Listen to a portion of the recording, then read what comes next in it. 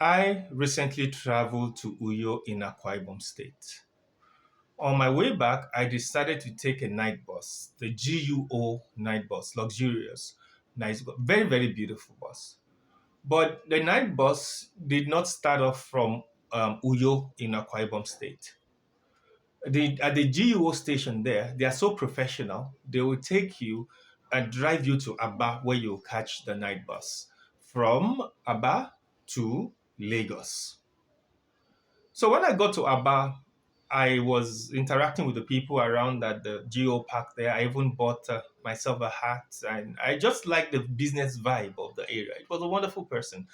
And as somebody that is well traveled, that has been to over 20 countries, it's always good to immerse yourself in the culture of the place so that you can learn a thing or two about them. So, with the few minutes or hours I stayed in Aba, I interacted with people around the bus park.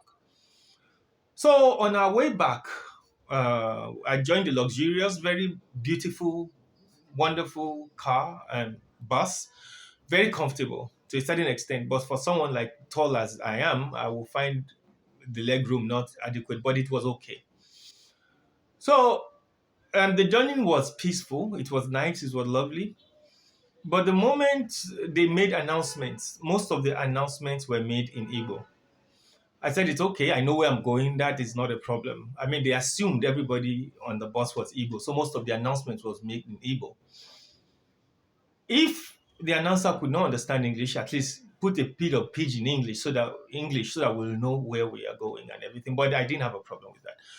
But when we got to Jibowu, we were told to change buses because I was going to Okota. So we were told to change buses. So, but the announcement was made in Igbo, and I did not know what they were saying.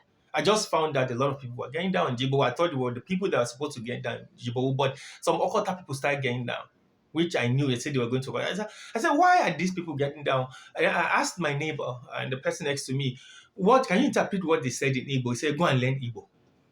I asked another person, can you interpret what they said? He said, why don't you understand Igbo?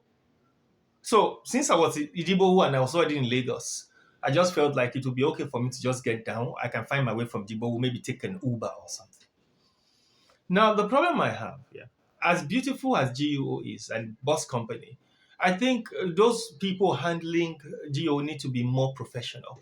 You don't assume that everybody in the bus is Igbo and understand Igbo, even though I'm coming from Igbo land. At least put pidgin English if you can't even put any other Nigerian language. And if we look at it, Aba is a commercial center. Different kinds of people from different parts of West Africa even go there to buy goods. So you shouldn't assume that everybody must understand Igbo. But at the end of the day, I some of the people in the bus were not friendly because they were not even willing to interpret for me. But that's not even a problem. But overall, it was a great experience riding with GUO. But I just wish those handling it were more professional.